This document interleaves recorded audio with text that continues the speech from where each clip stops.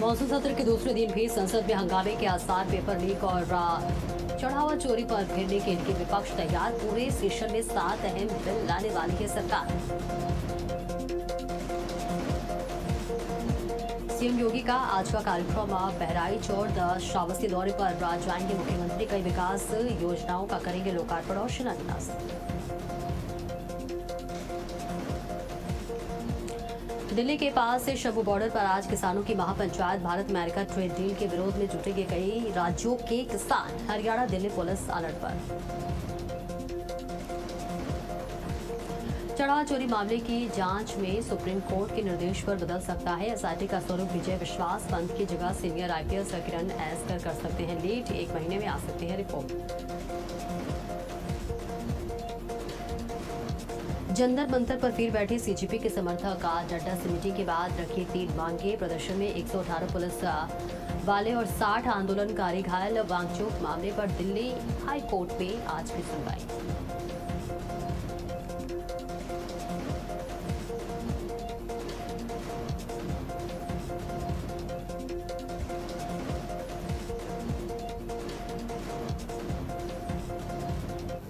नमस्कार, भारत अपडेट देख रहे हैं आप। मैं हूं आपके साथ सपना दीपक मदेशिया। बुलेटिन का आगाज करेंगे बड़ी खबर के साथ। पीएम ने विपक्षी सांसदों से सदन में चलने देने की अपील की है। जी हां, ये बड़ी और अहम जानकारी आप तक साझा कर रहे हैं, जहां प्रधानमंत्री नरेंद्र मोदी ने विपक्षी सांसदों से सदन चलने देने की अपील की। एनडीए की बैठक में पीएम मोदी का बड़ा बयान सामने आया। सरकार ने पेपर लीक पर कार्रवाई की। पीएम ने कहा, इसके साथ ही पेपर लीक के दोषियों को सख्त सजा दिलाएंगे।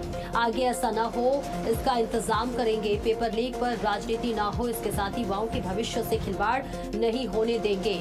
पीएम ने विपक्षी सांसदों से सदन चलने देने की अपील की है। ये बड़ी और अहम जानकारी आप तक साझा कर रहे हैं, जहां प्रधानमंत्री नरेंद्र मोदी ने ये बड़ा बयान दिया है। उन्होंने बोला कि पेपर लीक मामले में जो भी दोषी होगा उस पर सख्त कार्रवाई की जाएगी। दोषियों पर कार्रवाई की भी जा रही है और इसके साथ ही आगे ऐसा न हो, इसके लिए भी खास इंतजाम किया जाएगा। युवाओं के भविष्य के साथ खिलवाड़ नहीं होने देंगे। तो एनडीए संसदीय दल की बैठक में प्रधानमंत्री नरेंद्र मोदी ने पेपर लीक के मुद्दे को घोर पाप बताते हुए दोषियों के सख्त सजा दिलाने का संकल्प लिया है। साथ ही पीएम मोदी ने विपक्ष से संसद को चलने देने की अपील की और कहा है कि इस संवेदनशील मुद्दे पर राजनीति नहीं होनी चाहिए, ताकि छात्रों के भविष्य के साथ कोई भी खिलवाड़ ना हो सके। और तस्वीर आप तक साझा कर रहे हैं, जहां संसद के मॉनसून सत्र के दौरान एनडीए की मंगल मिलन बैठक में प्रधानमंत्री नरेंद्र मोदी ने विपक्ष से अपील की है कि वे सदन की कार्यवाही चलने दें और साथ ही साथ इस दौरान पेपर लीक को लेकर उनका रुख बेहद सख्त और स्पष्ट रहा। प्रधानमंत्री नरेंद्र मोदी ने कहा कि जो भी इस मामले में दोषी है उस पर लगातार कार्रवाई की जा रही है और आगे ऐसा ना हो, इसके लिए खास इंतजाम किए जाएंगे। छात्रों के भविष्य के साथ खिलवाड़ नहीं होने दिया जाएगा। सरकार हर मुद्दे पर गंभीर है और ऐसे में संसद की कार्यवाही चलने दे। विपक्ष से खास अपील करते हुए प्रधानमंत्री नरेंद्र मोदी नजर आए, जहां पीएम ने कहा कि पेपर लीक मामलों में त्वरित कार्रवाई की गई है और मुख्य आरोपियों को गिरफ्तार किया गया है। उन्होंने देश के शीर्ष वकीलों की मदद से दोषियों को भी ऐसी सजा दिलाने का आह्वान किया है जो दूसरों के लिए एक सबक बने। और साथ ही प्रधानमंत्री ने आश्वासन दिया कि सरकार आगे इस तरह की घटनाओं को रोकने के लिए पुख्ता इंतजाम कर रही है। पीएम मोदी ने स्पष्ट किया कि छात्रों के भविष्य के साथ खिलवाड़ करने या इस मुद्दे पर राजनीति करने की इजाजत नहीं दी जाएगी। पेपर लीक रोकना किसी एक का नहीं, बल्कि सभी राज्यों और दलों का एक साझा राष्ट्रीय दायित्व है। ये बड़ी और अहम जानकारी आप तक साझा कर रहे हैं, जहां एनडीए संसदीय दल की बैठक में प्रधानमंत्री नरेंद्र मोदी ने पेपर लीक के मुद्दे को घोर पाप बताते हुए दोषियों को सख्त सजा दिलाने का संकल्प लिया है। इसके साथ ही पीएम मोदी ने विपक्ष को संसद को चलने देने की अपील की है और कहा है कि संवेदनशील मुद्दे पर राजनीति नहीं होनी चाहिए। और इसके साथ ही तमाम बातों का जिक्र करते हुए प्रधानमंत्री नरेंद्र मोदी नजर आए, जहां संसद के मॉनसून सत्र के दौरान एनडीए की मंगल मिलन बैठक में प्रधानमंत्री नरेंद्र मोदी ने विपक्ष से अपील की है कि वे सदन की कार्यवाही सुचारू रूप से चलने दें और इस दौरान पेपर लीक को लेकर उनका रुख सख्त और स्पष्ट रहा, जहां प्रधानमंत्री ने साफ साफ कहा कि इस पूरे मामले में पेपर लीक मामले में त्वरित कार्रवाई की गई है और मुख्य आरोपियों को गिरफ्तार किया गया है। उन्होंने देश के शीर्ष वकीलों की मदद से दोषियों को ऐसी कड़ी सजा दिलाने का आह्वान किया है जो दूसरों के लिए एक सबक बने। और साथ ही प्रधानमंत्री ने आश्वासन दिया है कि सरकार आगे इस तरह की घटनाओं को रोकने के लिए पुख्ता इंतजाम कर रही है, प्रतिबद्ध है। पीएम मोदी ने स्पष्ट किया कि छात्रों के भविष्य के साथ खिलवाड़ करने या फिर इस मुद्दे पर राजनीति करने की इजाजत नहीं दी जाएगी। पेपर लीक रोकना किसी एक का नहीं बल्कि सभी राज्यों और दलों का राष्ट्रीय दायित्व है। तो प्रधानमंत्री नरेंद्र मोदी ने पेपर लीक मामले पर अपना रुख स्पष्ट किया है और कहा है कि इस मामले में त्वरित कार्रवाई हुई और जो भी दोषी होगा उसे छोड़ा नहीं जाएगा। छात्रों के भविष्य के साथ खिलवाड़ नहीं किया जाएगा। विपक्ष के हर मुद्दे को सुना जाएगा, बस वो सदन की कार्रवाई शांतिपूर्वक चलने दें। स्नेह कमल ज्यादा जानकारी के लिए हमारे सहयोगी जुड़ रहे हैं। स्नेह, देखिए, इस बैठक में प्रधानमंत्री नरेंद्र मोदी ने पेपर लीक मामले पर अपना रुख स्पष्ट किया है और कहा है कि छात्रों के भविष्य के साथ खिलवाड़ नहीं होने दिया जाएगा। खास अपील विपक्ष से कि सदन की कार्रवाई चलने दें।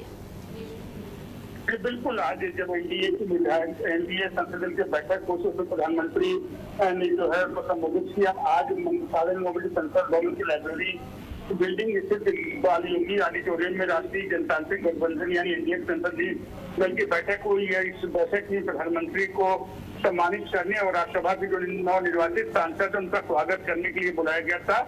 एनडीए की इस बैठक को संबोधित करते प्रधानमंत्री ने पेपर लीक मुद्दे पर कड़ा रुख अपनाते हुए कहा कि सरकार की प्रतिबद्धता स्पष्ट है। उन्होंने कहा सरकार ने हालिया पेपर लीक मामले को गंभीरता से लिया, त्वरित कार्रवाई की है। देश के युवाओं को आश्वस्त करते हुए प्रधानमंत्री का युवाओं को भविष्य पर खिलवाड़ करने वाले को किसी भी दोषी को बख्शा नहीं जाएगा, उन्हें कड़ी से कड़ी सजा दी जाएगी। इसके साथ उन्होंने यह भी भरोसा दिलाया कि सरकार परीक्षा प्रणाली को ऐसे पुख्ता और पारदर्शी इंतजाम कर रही है जिसमें भविष्य में भी ऐसी कभी दोबारा ऐसी घटनाओं की पुनरावृत्ति न हो। इसके साथ ही साथ प्रधानमंत्री ने सभी राजनीतिक दलों से अपील करते हुए कहा कि युवाओं के भविष्य से जुड़े हुए बेहद संवेदनशील मुद्दे पर किसी तरह की राजनीति नहीं होनी चाहिए, सबको मिलकर इसका समाधान करना चाहिए। और बैठक में हिस्सा लेने के लिए प्रधानमंत्री नरेंद्र मोदी के साथ केंद्रीय मंत्री जितेंद्र सिंह, किरेन रिजिजू, अर्जुन राम मेघवाल के साथ पहुंचे थे। वहीं इससे पहले जो है केंद्रीय गृह मंत्री अमित शाह, रक्षा राजनाथ सिंह, वित्त मंत्री निर्मला सीतारमण, केंद्रीय शिक्षा मंत्री धर्मेंद्र प्रधान, जीतन रेड्डी, इसके साथ भारतीय जनता पार्टी के राष्ट्रीय नितिन नवीन भी इस बैठक में शामिल थे। बिल्कुल। स्नेह कमल, क्या लगता है क्या केंद्र सरकार पेपर लीक रोकने के लिए कोई नया कानून या सख्त व्यवस्था लाने की तैयारी में है? क्योंकि देखिए, संसद के मॉनसून सत्र की दूसरे दिन की शुरुआत से ठीक पहले प्रधानमंत्री नरेंद्र मोदी का ये बयान आना कि छात्रों के भविष्य के साथ खिलवाड़ नहीं किया जा सकता। क्या लगता है कोई नया कानून या फिर कोई ऐसा संदेश व्यवस्था लाने की तैयारी में है? कानून के तो कोई भी नए कानून इससे लेकर कोई सरकार के बयान इस तरह का तो नहीं आया कोई नया कानून बनेगा। हालांकि जब कार्रवाई की बात प्रधानमंत्री ने कहा है कि ऐसी व्यवस्था हम करेंगे पारदर्शी हो, इसमें सही पेपर लीक न हो और जो भी दोषी है उन्हें सजा देने की बात प्रधानमंत्री ने कही। बिल्कुल, बहुत बहुत शुक्रिया आपका स्नेह कमल इस महत्वपूर्ण जानकारी के लिए। और चलिए आगे बढ़ते हैं, जहां मुख्यमंत्री योगी आदित्यनाथ का आज बहराइच दौरा है। कई विकास परियोजनाओं का लोकार्पण करेंगे मुख्यमंत्री योगी आदित्यनाथ। करोड़ों की परियोजनाओं का सौगात देंगे मुख्यमंत्री। महसी और रानपारा की जनता को संबोधित करेंगे। अधिकारियों ने मौके पर पहुंचकर जायजा लिया है। ये बड़ी जानकारी आप तक साझा कर रहे हैं, जहां मुख्यमंत्री योगी आदित्यनाथ का बहराइच दौरा बेहद महत्वपूर्ण रहने वाला है। कई विकास परियोजनाओं का लोकार्पण और शिलान्यास करेंगे, जहाँ कार्यक्रम स्थल का तैयारियों का जायजा लेते हुए जिलाधिकारी नजर आए। कई करोड़ परियोजनाओं का सौगात और लोकार्पण देंगे। और देखिए, ऐसे में बताया जा रहा है कि बहराइच दौरा बेहद महत्वपूर्ण बताया जा रहा है। मुख्यमंत्री के आगमन को लेकर तैयारियां जो है वो खास इंतजाम किए गए हैं, किसी भी तरह की कोई चूक ना हो, जिस वजह से सुरक्षा के खास इंतजाम किए गए हैं। बहराइचवासी भी मुख्यमंत्री योगी के आगमन का इंतजार कर रहे हैं। मुख्यमंत्री को सुनने के लिए कार्यक्रम स्थल पर हजारों की संख्या में भीड़ इकट्ठा होने वाली है, जिसके मद्देनजर खास इंतजाम किए हैं। सुरक्षा बल तैनात किए गए हैं। मुख्यमंत्री योगी आदित्यनाथ आज बहराइच को करोड़ों की सौगात देने वाले हैं, जिसका इंतजार बहराइचवासियों का था। और बहुत बड़ी सौगात आज बहराइचवासियों को मिलने वाली है, जहां मुख्यमंत्री योगी आदित्यनाथ आज बहराइच दौरे पर जाएंगे। और एक और बड़ी खबर, जहां आज श्रावस्ती दौरे पर भी रहेंगे मुख्यमंत्री योगी आदित्यनाथ। सीताद्वार मंदिर पहुंचेंगे मुख्यमंत्री। सीएम के दौरे को लेकर तैयारियां तेज हो गई है। मंदिर परिसर में पंडाल और मंच तैयार है। कार्यक्रम की तैयारियों में प्रशासन जुटा हुआ है। बड़ी जानकारी आप तक साझा कर रही है, जहां मुख्यमंत्री योगी आदित्यनाथ का श्रावस्ती दौरा भी बेहद महत्वपूर्ण बताया जा रहा है। करोड़ों विकास परियोजनाओं का लोकार्पण और शिलान्यास करेंगे। मुख्यमंत्री के आगमन से पहले तमाम तैयारियां कर ली गई हैं। जहां जिलाधिकारी ने कार्यक्रम स्थल पर पहुंचकर तैयारियों का जायजा लिया, निरीक्षण करते हुए नजर आए। और देखिए, मुख्यमंत्री के आगमन से पहले ही पुख्ता इंतजाम किए गए हैं। कार्यक्रम स्थल तैयार कर लिया गया है, मंच तैयार कर लिया गया है। मुख्यमंत्री जनता को संबोधित करेंगे और मुख्यमंत्री को सुनने के लिए यहां काफी संख्या में भीड़ भी इकट्ठा होने वाली है, जिसके मद्देनजर सुरक्षा के खास इंतजाम किए गए हैं। पहले ही प्रशासन तैयारी में लगा हुआ था और अब तैयारियां पूरी हो चुकी है। इंतजार है मुख्यमंत्री योगी आदित्यनाथ का जो आगमन होने वाला है। साथ ही श्रावस्ती वासियों के लिए भी बहुत बड़ी सौगात आज मिलने वाली है। मुख्यमंत्री कई बड़ी घोषणाओं का ऐलान कर सकते हैं, जिस पर सभी की निगाहें टिकी हुई है। बस इंतजार है मुख्यमंत्री के आगमन का। मुख्यमंत्री जैसे ही श्रावस्ती में आएंगे वैसे ही बहुत बड़ी सौगात देने वाले हैं। श्रावस्ती वासियों में उत्साह देखने को मिल रहा है। मुख्यमंत्री का इंतजार किया जा रहा है। कार्यक्रम स्थल भी तैयार हो चुका है, मंच तैयार हो चुका है, जहां श्रावस्ती वासियों को आज मुख्यमंत्री संबोधित करेंगे और कई विकास परियोजनाओं का लोकार्पण और शिलान्यास भी कर सकते हैं। तो श्रावस्ती दौरा बेहद महत्वपूर्ण बताया जा रहा है मुख्यमंत्री योगी आदित्यनाथ का। प्रशासन इस वक्त खास इंतजाम किया गया है और साथ ही साथ जिलाधिकारी ने भी ग्राउंड जीरो पर पहुंचकर कार्यक्रम स्थल का जायजा लिया, निरीक्षण करते हुए नजर आए। श्रावस्ती दौरा आज बेहद महत्वपूर्ण बताया जा रहा है मुख्यमंत्री का।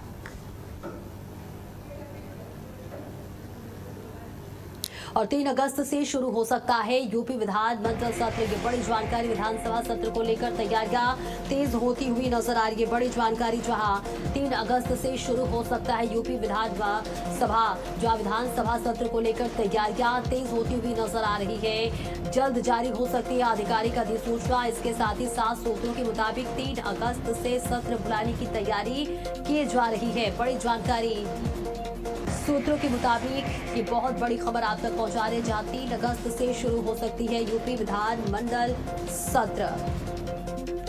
तो उत्तर प्रदेश विधानमंडल का आगामी मानसून सत्र 3 अगस्त से शुरू होने की संभावना जताई जा रही है। आधिकारिक सूत्रों के अनुसार संसदीय कार्य विभाग द्वारा सत्र आयोजित करने की सभी तैयारियां तेज कर दी गई हैं और तारीखों को लेकर भी जल्द ही आधिकारिक अधिसूचना जारी की जा सकती है।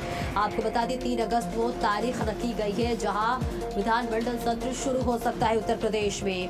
और इस बार मानसून सत्र में विधायी कार्यों के साथ साथ कई महत्वपूर्ण मुद्दों पर चर्चा होने की भी उम्मीद जताई जा रही है। राम मंदिर चढ़ावा चोरी के मामले को लेकर भी सत्ता पक्ष और विपक्ष के बीच तीखी नोकझोंक देखने को मिल सकती है। और गाजियाबाद दौरे पर बीजेपी प्रदेश अध्यक्ष पंकज चौधरी यूपी गेट पर होगा। पंकज चौधरी का भव्य स्वागत, ये बहुत बड़ी जानकारी आप तक साझा कर रहे हैं।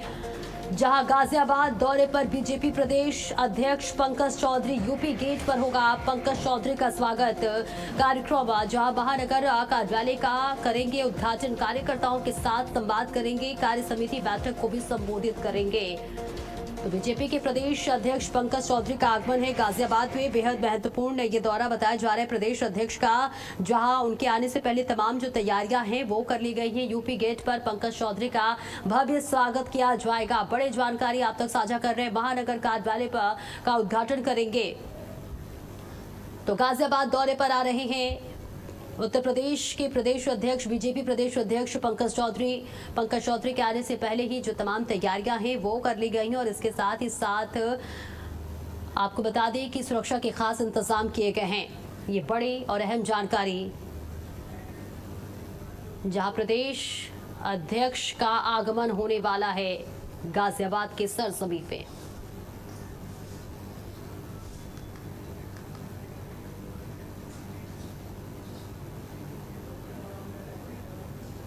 और हरदोई में भी सोनम वांगचुक और छात्रों के समर्थन में विरोध देखने को मिला है। प्रदर्शन देखने को मिला है। भारी बारिश के बीच युवाओं, छात्रों, सामाजिक कार्यकर्ताओं और समाजवादी पार्टी कार्यकर्ताओं ने शहर में मार्च निकाला है। प्रदर्शन की शुरुआत डॉक्टर अंबेडकर पार्क से हुई है, जहां से गांधी मैदान पहुंचकर राह गांधी प्रतिमा पर माल्यार्पण किया गया और बाद में सिनेमा चौराहा स्थित बुद्ध प्रतिमा पर पुष्पांजलि अर्पित की गई। प्रदर्शनकारियों ने नीट समेत अन्य परीक्षाओं में पेपर लीक रोकने और केंद्रीय शिक्षा मंत्री धर्मेंद्र प्रधान के इस्तीफे का बर्खास्तगी की मांग की है। प्रदर्शन में सपा नेताओं समेत बड़ी संख्या में कार्यकर्ता शामिल हुए। तस्वीर आपको हरदोई से दिखा रहे, जहां सपा कार्यकर्ताओं ने छात्रों संघ प्रदर्शन किया है, विरोध प्रदर्शन करते हुए नजर आ रहे हैं। सोनम वांगचुक समर्थन में ये बड़ा प्रदर्शन किया जा रहा है। हरदोई से ये तस्वीर, जहां नीट पेपर लीक के विरोध में सड़कों पर तमाम जो युवा है वो उतरे हुए हैं। भारी बारिश में हरदोई में भी गूंजे हैं विरोधी नारे।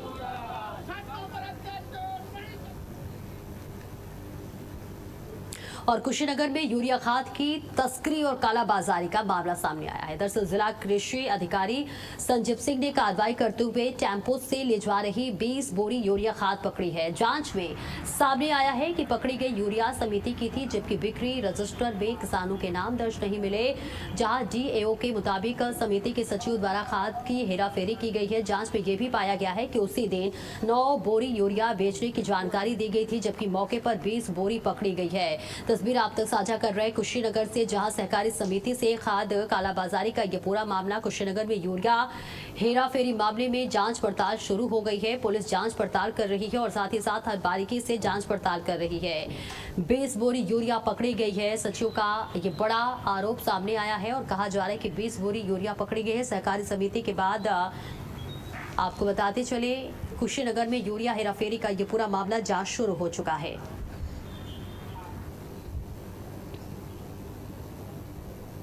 बीस हो रहा ये साधन सहकारी समिति है अभी पैक्स हमारी मथौली में विकासखंड मोतीचक में एक ऑटो में ले जाते हुए कुछ सूचनाओं से जानकारी मिली है।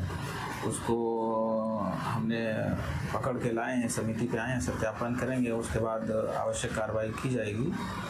तो प्रारंभिक तौर पर एक आया है कि जो जिस किसान का समिति के सचिव के द्वारा नाम बताया जा रहा है उसका अभिलेखों में उल्लेख नहीं किया गया है। कुल आज 9 बोरी अभिलेखों के अनुसार बेची गई हैं, जबकि वो अन्य किसानों के नाम हैं और इससे स्पष्ट होता है कुछ इसमें इनके द्वारा त्रुटि की गई है। और कुशीनगर में नहर रात में भटक कर पहुंची दुर्लभ गंगा डॉल्फिन का सफल रेस्क्यू किया गया है, जहां कप्तानगंज के सिसवा शुक्ल गांव के पास नहर में फंसी डॉल्फिन को वन विभाग, डॉल्फिन विशेषज्ञों और चिड़ियाघर की टीम ने संयुक्त अभियान चलाकर करीब 2 घंटे की मशक्कत के बाद सुरक्षित बाहर निकाल लिया है। 147 किलोग्राम वजनी गर्भवती मादा डॉल्फिन का स्वास्थ्य परीक्षण किया गया और इसके बाद विशेष डॉल्फिन रेस्क्यू एम्बुलेंस से उसे गोरखपुर ले जाया गया, जहां पर राजघाट स्थित राप्ती नदी में सुरक्षित छोड़ दिया गया है। फिलहाल ये तस्वीर आप तक साझा कर रहे हैं, जहां दुर्लभ डॉल्फिन का रेस्क्यू हुआ है और उसे अब गोरखपुर ले जाया गया है। नहर से गर्भवती डॉल्फिन का यहां सफल रेस्क्यू किया गया है, जहां बताया जा रहा है कि 137 किलोग्राम इस डॉल्फिन का वजन था, जहां नहर में फंसी डॉल्फिन को टीम ने अब बचा लिया है। और रायपुर से बड़ी खबर आपको बता दें, ऊर्जा निगम का जेई और सहायक गिरफ्तार किया गया है। ये बड़ी और अहम जानकारी एंटी करप्शन टीम ने रिश्वत लेते हुए पकड़ा है। 12,000 की रिश्वत लेते दोनों गिरफ्तार हुए हैं। 2 कनेक्शन के नाम पर मांगी थी रिश्वत। जय सुधीर कुमार सहयोगी लाइनमैन गिरफ्तार। दोनों को गिरफ्तार कर थाने लेकर पहुंची है पुलिस टीम। ये बड़ी और अहम जानकारी, जहां हापुड़ में ऊर्जा निगम का जेई और सहायक गिरफ्तार किया गया है। एंटी करप्शन टीम ने रिश्वत लेते हुए गिरफ्तार किया है और बड़ी कार्रवाई होती हुई नजर आ रही है। ये बड़ी जानकारी, जहां आपको बता दें 12,000 रुपए की रिश्वत लेते हुए दोनों लोगों को गिरफ्तार किया गया है। 2 कनेक्शन के नाम पर मांगी थी रिश्वत, जिसके बाद अब इस पूरे मामले में कार्रवाई हो रही है। जय सुधीर कुमार सहयोगी लाइनमैन गिरफ्तार कर लिए गए हैं, उनसे पूछताछ की जा रही है और साथ ही साथ दोनों को गिरफ्तार कर थाने लेकर पहुंची हुई ये टीम। आगे क्या कुछ कार्रवाई होती है देखना होगा, लेकिन इस बीच ये बड़ी जानकारी हापुड़ से आप तक साझा कर रहे हैं, जहां पर 2 लोगों को गिरफ्तार किया गया है। जेई और सहायक गिरफ्तार किए गए हैं। साथ ही साथ एंटी करप्शन टीम ने रिश्वत लेते हुए इन्हें पकड़ा है। 12,000 रुपए की रिश्वत ली जा रही थी, जिसके बाद अब दोनों को गिरफ्तार कर लिया गया है। पुलिस उनसे पूछताछ कर रही है और आगे की कार्रवाई में जुटी है।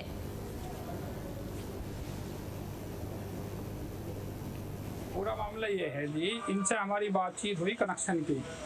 2 कनेक्शन करवाने हैं। इन्होंने कहा कि 2 कनेक्शन हो जाएंगे। मैंने कहा जी आप बताओ क्या खर्चा होगा।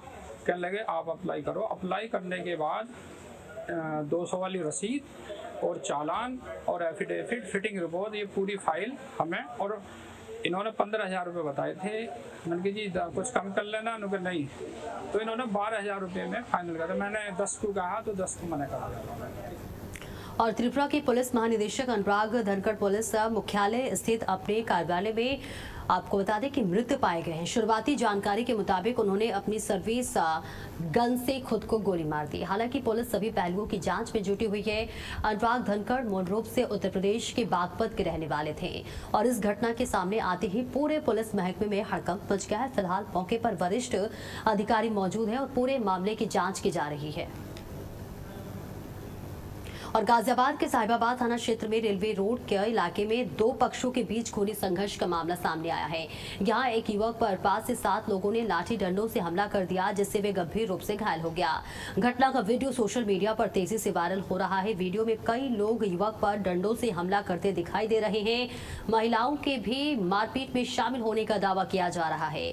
सूचना मिलते ही साहिबाबाद पुलिस मौके पर पहुंची और घायल को अस्पताल में भर्ती कराया गया है। पीड़ित की शिकायत पर पुलिस ने संबंधित धाराओं में एफआईआर दर्ज कर ली है।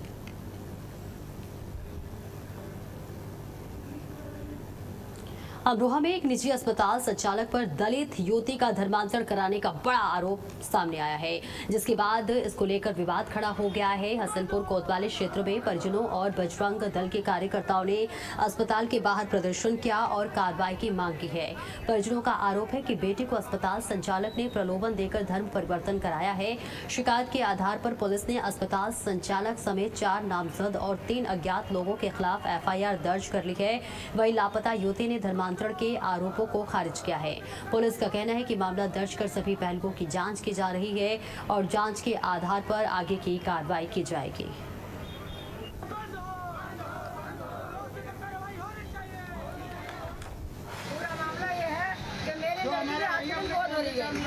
मतलब इस सिलेंडर का कैश दिया मैंने पूरा 3.5 लाख की गोद भरी मैंने। तो मैंने इससे कई अटन तो शाम को जैसे गोद भरी गई जैसे गोद भर आए हम, परंतु मेरी लड़की को अस्पताल नहीं जाएगी। ससुराल वालों ने मना कर दिया, हम ड्यूटी नहीं कराएंगे, हम ड्यूटी नहीं कराएंगे।